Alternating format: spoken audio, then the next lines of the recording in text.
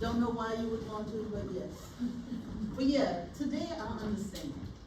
You're not really here. No. So I appreciate you guys coming. Appreciate us by telling us what's on the test. And your teacher put me on blast, so thank you all for welcoming my younger brother, listening to you all. Oh, that was your brother? Oh, yeah, that's what she was talking about, I'm Miss Young. And she said, that's Miss Young's brother, as you all know, and I go, We were all the way on the other side. yeah, thank you. All the speakers are really good. Yeah, Is that the one? Yeah. the roll is going around, make sure that you sign it. Ms. Garrison, of course, she likes to take the roll, so she'll pick up the paper for me. All right? She had already put one of you all in charge of starting a roll. I said, I made my roll. She said, okay. She's taking. Brandon, you sign your name? Yes. So anyway, you have two, you have what they call two metabolisms. You have metabolism 1 and metabolism 2. Metabolism 1 is actually going to speak of diabetes, ketoacidosis, and hyperglycemic hyperosmolar state. When I get to the hyperglycemic hyperosmolar state, I will explain why I use a different name as opposed to the name that your book has, Perrin. When I say your book, I'm referring to Perrin because that's where most of my notes come from. I believe you all have a copy of this. This is your SLOs. There is an interrelated. Yes, there is an interrelated, and the interrelated is actually grief and loss. And we do know there is grief and loss with, let me answer this, Ms. Summer. One of my colleagues, I guess they don't realize I'm teaching. Yeah.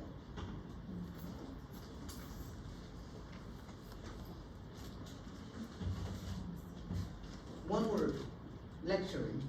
Okay. So, we're going to talk a little bit about grief and loss, but not much. It's going to be interrelated, basically. So when I go over all of the related concepts, that's when we'll discuss it. This is just for your review. This is not something I'm going to open each one of these and talk about. So that's pretty much for your review, because I believe you've had diabetes mellitus on level 2. And I did hear that he or she did talk a little bit about DKA and HHS. But what the other group told me is that the only thing that might be slightly different is the treatment modalities. I do talk more about the treatments, so, but you know it's a complication. All right. So I'm going to get you all to assist me. All the concepts you have about 33 concepts, I think it's still 33, in this program. Probably all 33 could be interrelated or some relation. Let's start from the top. Let's look at sensory. When you think sensory, what do you think is being affected?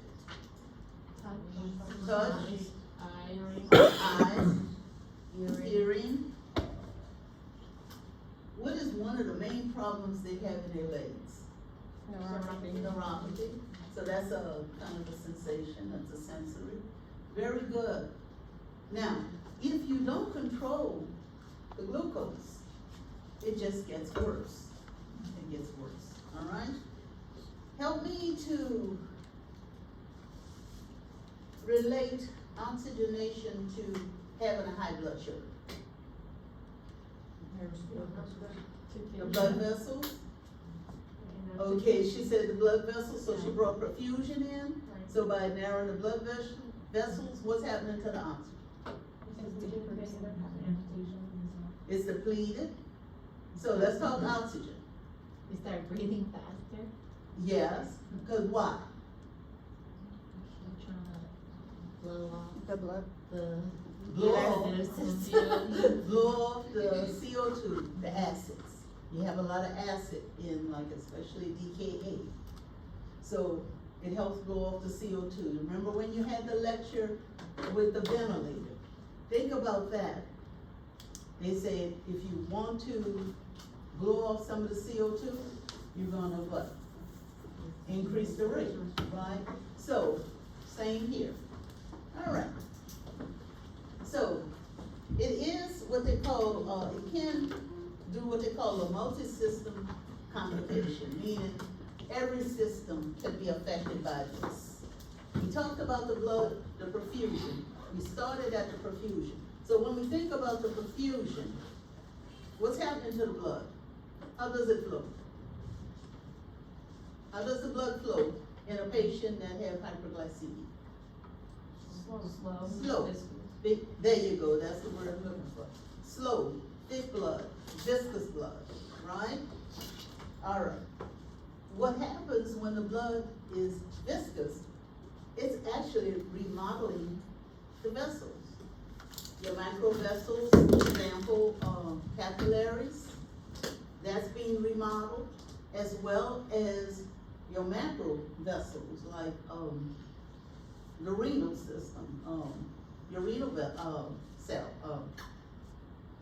vessels. They too are being restructured. So when you think about diabetes and uncontrolled diabetes, sometimes you have what they call a trifecta, and you would not want to do that. So you would want to keep your patient in check as far as with the hyperglycemia. And when I say trifecta of diseases, of conditions, what do you think the other two are? Hypertension?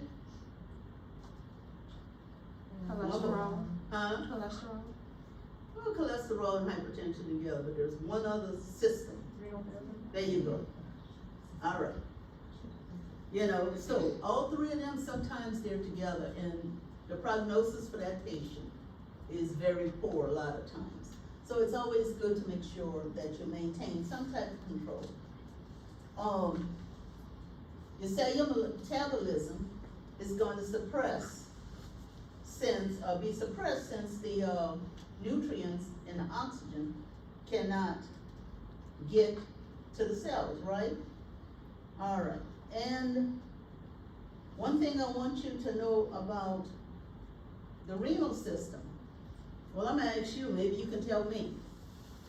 I think Ms. Quayle might have taught you this. Which one of the diabetic medications did she say may cause renal disease? Metformin. Metformin. Look at you guys. See, I don't even need to be here. Very good. So you do remember, metformin is an issue. And especially if it's high dose, it can cause nephrotoxicity. Okay? Awesome. So as far as the hypoglycemia, it will cause excessive loss of fluid, but the glucose can't be processed because it's so much. And we'll talk a little bit more in detail when we get to the DKA and the HHS.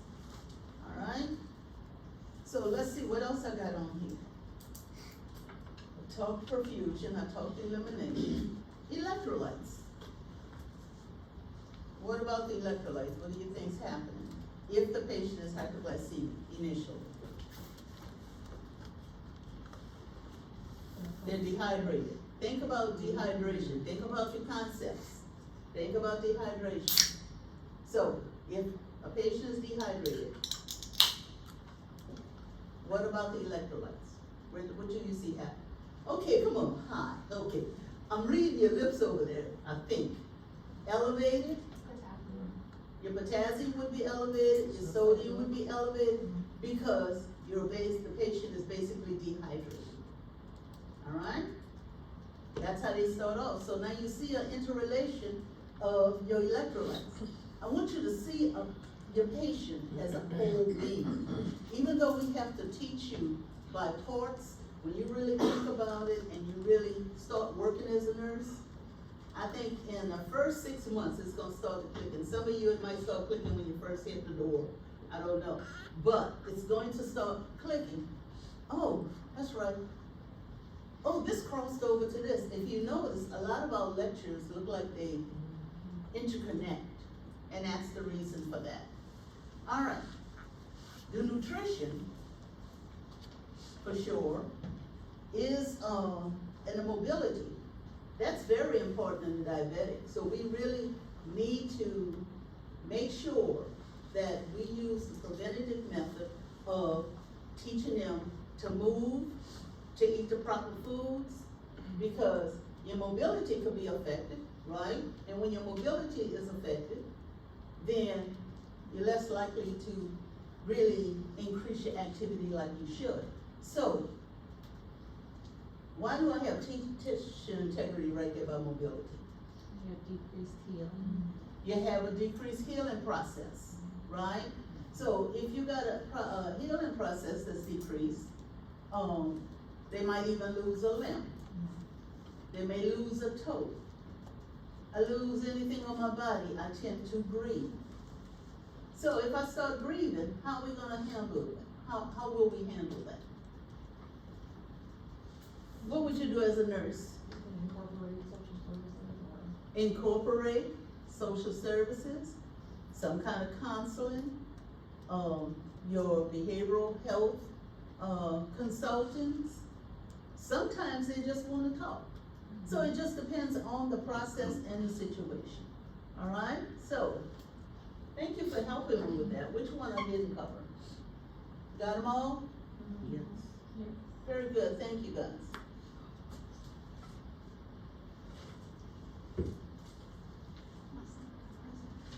All right, let's look at the overview. When I think about diabetes, type 1, I used to think of children. Now some younger adults have been diagnosed with type 1. But when I was like you guys, they always called it something else. You all might have heard the term. I'm not going to introduce the term because I don't want to confuse you. But yes, good morning. But, so, your DKA usually happens with the type 1. The reason it happens with the type 1 diabetic is because there is an absolutely no insulin. The insulin has shut down. Whether something has damaged the beta cells, it shuts down. All right. I think Dr. DeLima talked with you all about acid base. They say DKA is more than likely. No, it is not more than likely. It is metabolic acidosis. All right. The characteristics when you think about hyperglycemia, ketoacidosis, and ketonuria. So,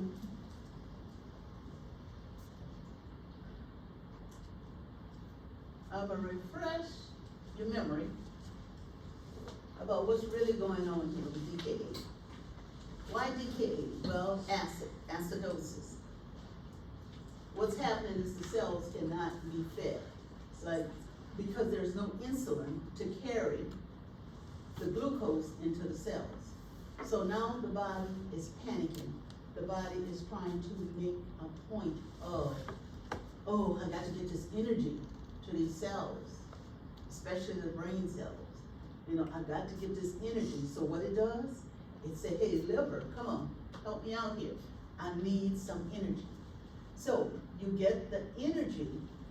Sometimes it tries to get the energy through the liver, breaking it down, making keto acid. So when it makes keto acid and then lactic acid, it brings all the troops in to change fatty acids to acid because they want to feed the cells.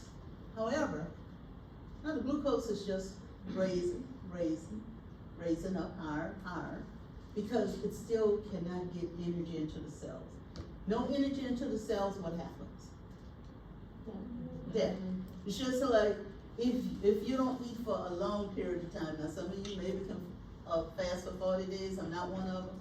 I can barely fast for 8 hours, but you know, if the body is not getting the nutrients, then the patient cells die, okay? And I said earlier that this person is severely dehydrated.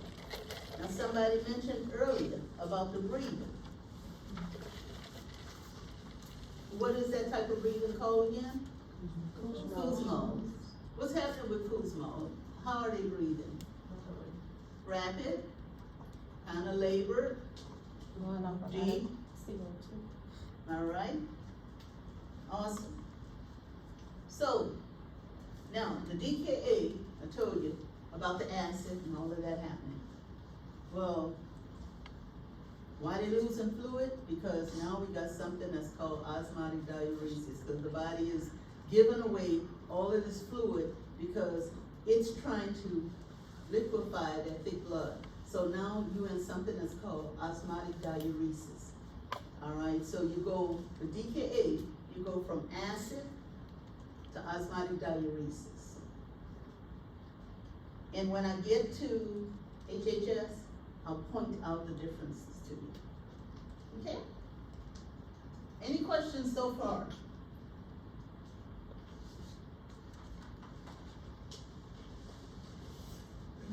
Okay, very good. So your clinical manifestations, or your cues, whichever one they call you today. Let's look at it. Polydyspnea, polyuria. Usually they lose weight quickly. I don't have polyphagia here, why? With this BKA patient. They're not hungry. Right. What's happening, there is a, they have problems such as anorexia, abdominal pain, bloating, nausea, vomiting.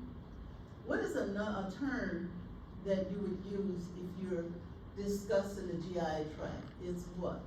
Gastro what? Paresis. That's the word I'm looking for, gastroparesis. All right. I'm so proud of you all. I'm even proud that I have a full class. I'm going, wow, nice.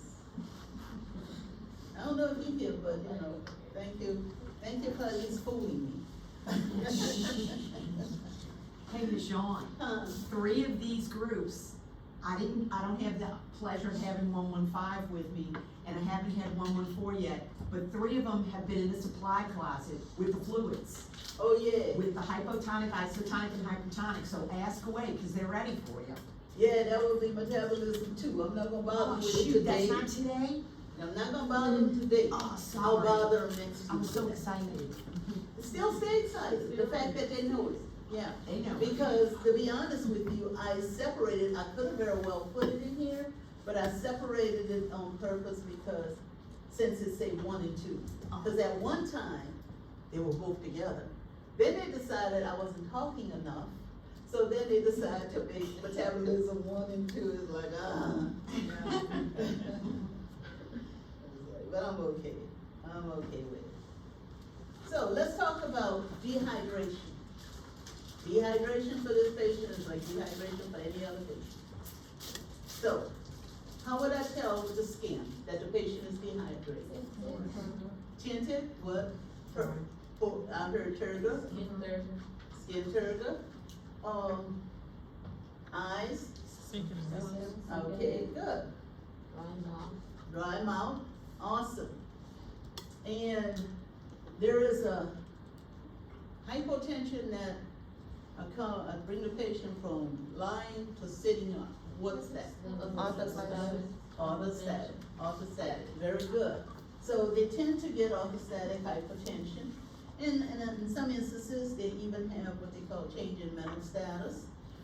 You know, so, okay, good. We talk hyperglycemia. We've already really talked about that. the viscosity of the blood and the frequent urination. Now, infection. Sometimes people are taking their medications correctly, if they've been diagnosed and they're on the insulin or whatever, but really what could send them is a type of infection. Now, the literature that I use, what they say is the most common infection that causes DKA is Klebsiella pneumonia. Somebody might ask me to spell it. Klebsiella.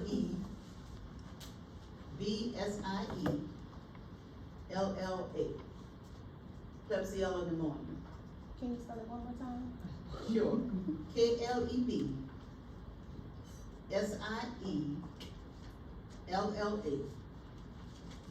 All right?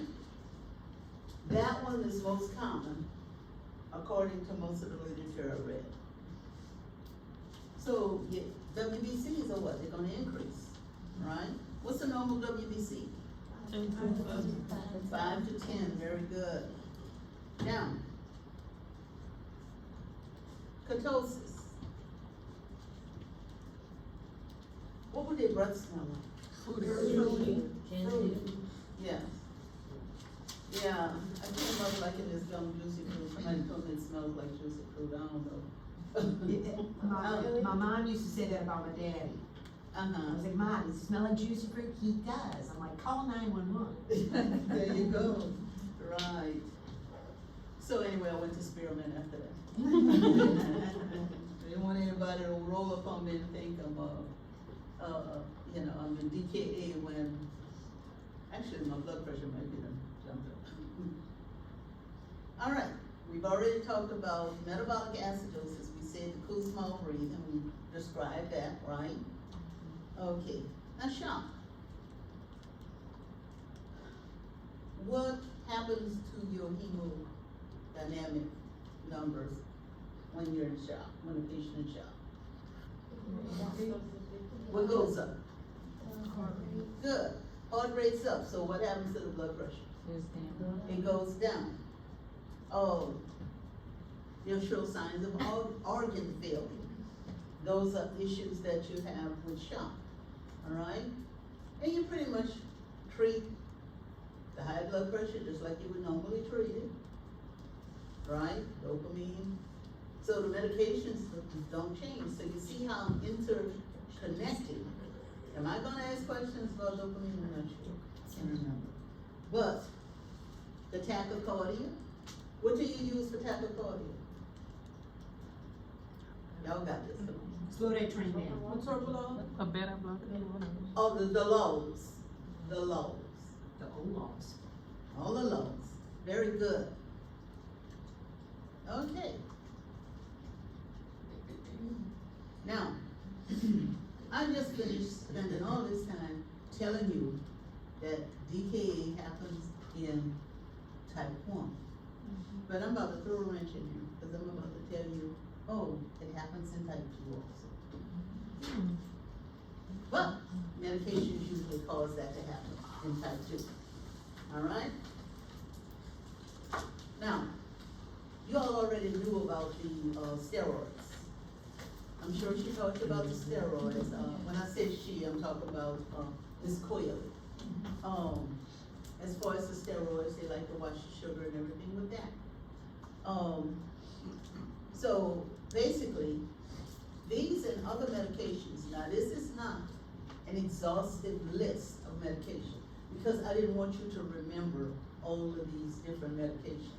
But that's the reason why you use your resources when you're working in the workforce. Today's workforce is so much easier than my workforce. And the reason I said it's so much easier because you didn't have to carry a book sack with all of your references, that you're gonna run to in case there's something you need to know. As a nurse, you're gonna find out you're gonna still need references. We don't remember everything all the time, and especially if you're reassigned to an area that you've never worked in your life before. So anyway, these medications, they could either inhibit the insulin or they can cause, a dehydration. But they will inhibit the insulin, so the insulin not being able to function. Or in some instances, they may even have what you call insulin resistance. You've heard of insulin resistance. I think y'all had, metabolic syndrome on another level. Okay. Now, let's look at your clozapine. An antipsychotic. What it does, it actually alters the metabolism because it destroys sometimes the beta cells. If the beta cells are damaged, this is where the insulin is made, correct? So it's going to decrease the insulin production along with insulin resistance. I thought it was much. Okay, that's a few minutes before break. All right. So in DKA, low levels of insulin leads to an increased release of your free fatty acids from the adipose tissues. So that's the reason why that happens with the clozapine. Now this last one, Doug, I forgot to listen. Empagliflozin. Last time I'm gonna say that word, probably today. You see the commercial Jordans. It's a commercial. All right? It means it's expensive. That's a sodium glucose cotransporter 2 inhibitors. That is used for diabetics. All right? And I think one of the students asked me, well, if it's supposed to bring the glucose down, and sometimes it does bring the glucose down, but it causes acidosis, acidotic acidemia in the blood, through ketogenesis. So it continues to produce what they call glycosiria, which is sugar, glucose in the urine, and that could lead to your DKA. Now, the glucose could either be normal or less of a abnormal elevation, but the patient may go into DKA. All right? I didn't introduce the word. I'm not going to introduce that DKA because I'm not ready to. And I don't think that would be a state board issue. But when you go through your little test taking and all that, if you see it, great. But when you're in ICU, it's a rarity. I very seldom see it. You know, where the glucose is normal, but the patient's in DKA. I rarely see it. All right. So, this particular medication, remember, is most susceptible to acidemia. That's the biggest point there. Any questions? Ms. Shawn, Tamara just had a nice little insight. Is there an increased risk of yeast infections possibly with somebody that would be on Jardiance? What did you say? Yeah. That she had seen that or something? Cause their sugar, or maybe their sugar's high, right? And that's why they put them on Jardiance. Yes. So there you go. Mhm. That's a good connection. Right. When your sugars are high, you get a yeast infection, and that's no Yeah. fun. Yeah, that's Usually no when you're fun. hyperglycemic. Exactly. And, you know, we're here in New Orleans, Louisiana. I don't know about any other part of Louisiana, because this is the part I live in. But we have a tendency of breaking all the rules. Oh, I wanna eat the ice cream and cake. What I'll do is I'll just give myself a little extra shot of this. Yeah, we got to be careful of that. We have to teach our patients better. You know, the same thing with the crawfish. Oh, I'll just take another fluid pill. No, it doesn't work like that. So anyway, if you all don't have any questions, I'll move on to the next one.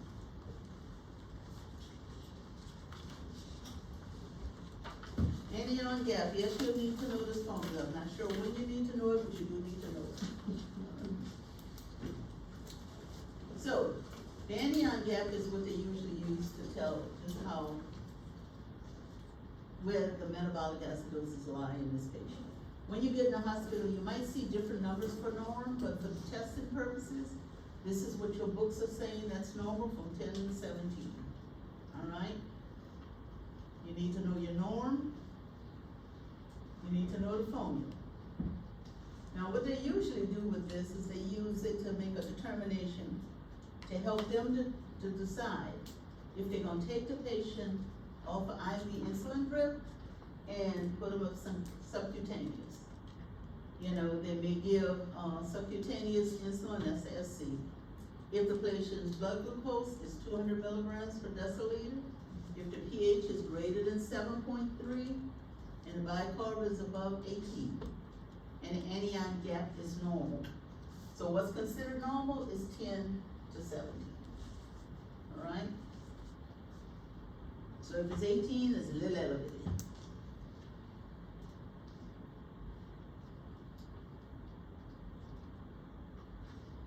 And you'll find this in your parent book.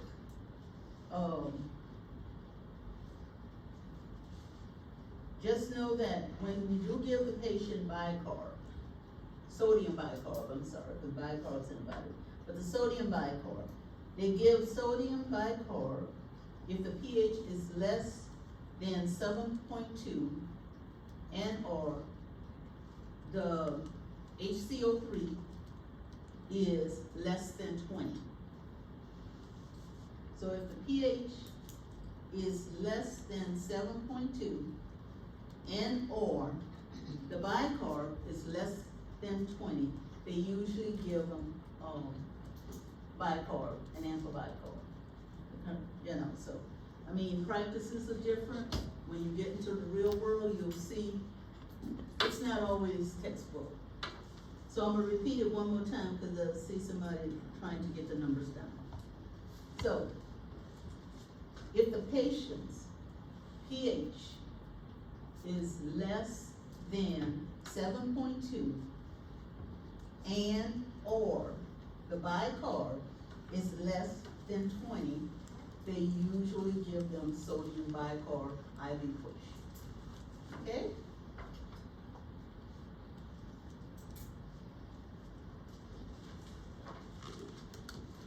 All right. That is the last part of DKA by itself. Because I'm gonna talk about HHS next, and then we're gonna talk about them together, and then we're gonna answer some questions. So, any questions about DKA plus 4? All right.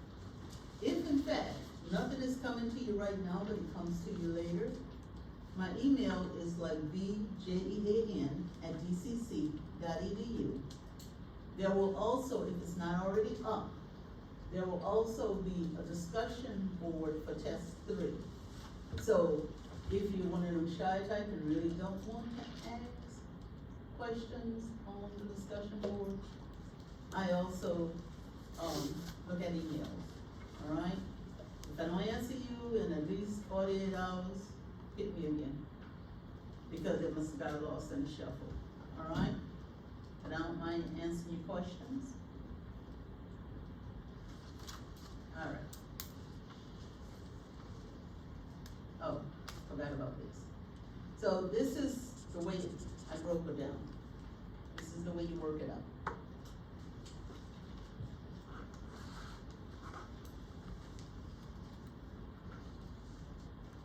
I think I have one. Let's see. So I'm gonna give you all one to work on. Your sodium is 134. Your potassium is 5.6. Your chloride is 108.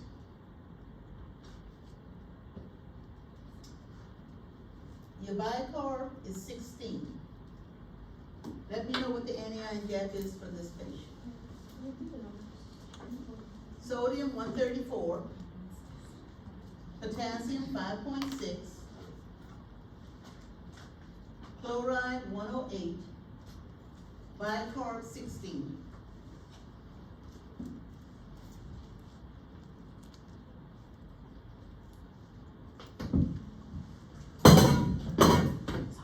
Hit the deck.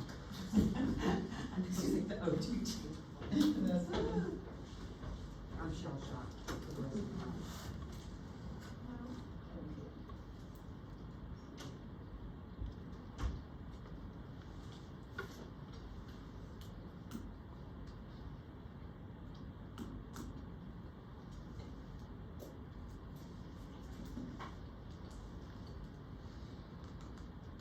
Okay, what did we get?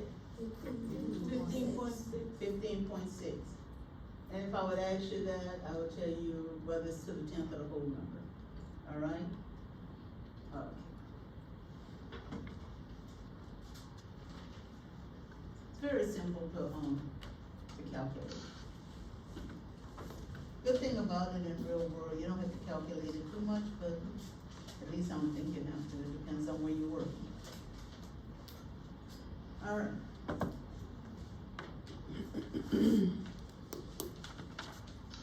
Let's look at the overview of HHS. Now, the reason I said I was gonna use, hypoglycemic hyperosmolar state as opposed to hypoglycemic hyperosmolar non-ketotic coma or non-ketotic syndrome is because sometimes HHS will have a few ketones. So it's not like there are no ketones at all. So I don't like the word non-ketotic when there might be some ketones there. So it kind of throws my brain off, might not throw yours off. It kind of throws me off a little bit. So when you see all of those, because in your book, I think it's either HHNC or HHNS. So when you see that, it's the same. All right? So it too is life-threatening. So, but with this one, it's not quite as common as your DKA. This is definitely seen in BM2, type 2. Diabetes mellitus type 2. You don't see this in type 1. It's usually in the older adults, but I think I'm gonna have to research the literature again because children are now getting type 2 diabetes. So since children are getting type 2 diabetes, whatever's related to the type 2 diabetes probably is happening to the children as well. Now, the hypoglycemia in this is much more severe than the DKA. Now the DKA, and I'll do a comparison in a little bit. The DKA can go really high, but this one can go even higher. It even starts higher. Your characteristics: high blood glucose, usually greater than 600 milligrams per deciliter. You have hyperosmolarity,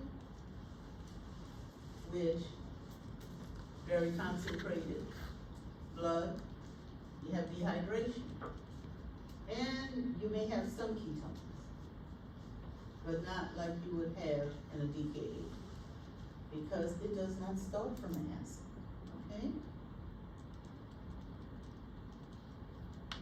And the reason being, because these people have insulin. Remember when I said type 1 had no insulin whatsoever, but they may have insulin resistance or insulin deficiency. So they may have insulin, but that would be insulin resistant or insulin deficiency. Now, where does the problem start with HHS? It doesn't start with the acids, the breakdowns, different things like that. It doesn't start with that. It starts right at the point, God bless you, at osmotic diuresis. That's where its cascade starts. So the problem starts. So this one tends to put more fluid off than the DKA because it starts there. They can lose anywhere from 100 to 200 milliliters per kilogram of body weight. That's a lot of fluid. That's a severely dehydrated person. But we'll talk a little bit more about that too. What's happening is the kidneys are not able to really concentrate, that amount of glucose. So this patient is gonna have glucosuria. A lot of the water is removed, but the glucose is not. And we already kind of talked about the comorbidities, so. Any questions before I go to the next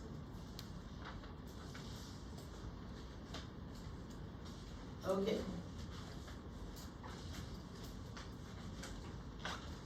So, this is a comparison of the two. DKA is more associated with type 1, which remember I told you some medications can cause that to happen in type 2. They start looking at the glucose when it's like greater than 250. So anything greater than 250 is DKA, so, they start acknowledging early with the DKA. The anion gap is greater than 17 because your patient is in an acidotic state. They have copious amount of ketones because of the acidotic state. On the other hand, the HHS is associated with the type 2. They start acknowledging it when the glucose is greater than 600, all right? Milligrams per deciliter. Very little ketones. They say it develops slowly. I'm gonna be honest with you, if I've ever had this patient, it was so long ago, I don't remember the patient. But sometimes they get confused or they get, when they look at what they call differential diagnosis, a lot of times they'll put it in neuro first and then they'll come back and say, oh, this patient is getting into HHS. So I guess it's a process. Well, we don't really have to discuss this one so much because we've already discussed dehydration, you all remember that. Hypoglycemia. The only thing different on here is they kind of contribute the infectious, the most common infection is sepsis that would send a patient into HHS. So sepsis is more likely to send the patient into HHS. And of course, shock, we have already said tachycardia, low blood pressure, and signs of organ failure. Now you may run into, there's only one shock that numbers are different, you know, and that's neurogenic shock. And you'll probably hear about that a little later on in the semester, okay? But shock, 95% of the time is just like this. Heart rate up, blood pressure down. And if we don't do something about it, quickly organ failure.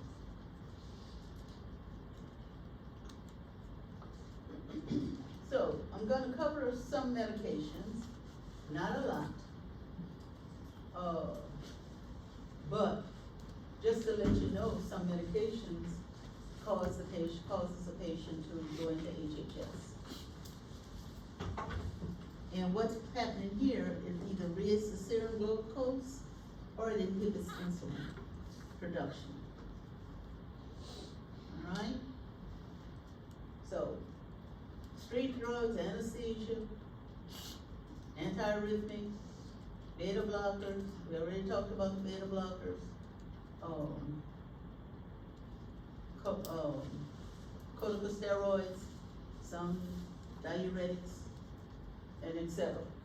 The reason I put etc. because those are not the only medications, but these are the few that I did mention. Alright?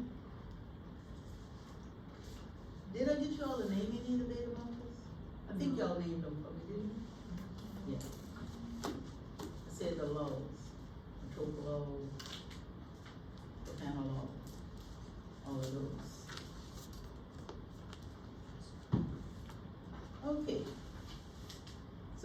briefly start this, and then this is where I'm going to slow down when I speak, because there are some numbers that you need to write down. And if you need me to repeat it, please let me know, all right? Because it's very important. So, collaborative management care priorities. One of the main things you're gonna do is you're gonna resuscitate this patient through aggressive rehydration. Because this patient will be in hypovolemic shock.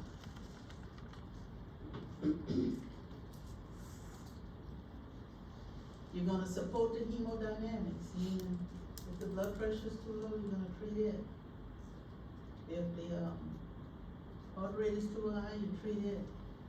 If the electrolytes are going on a blink, you're gonna treat it, you're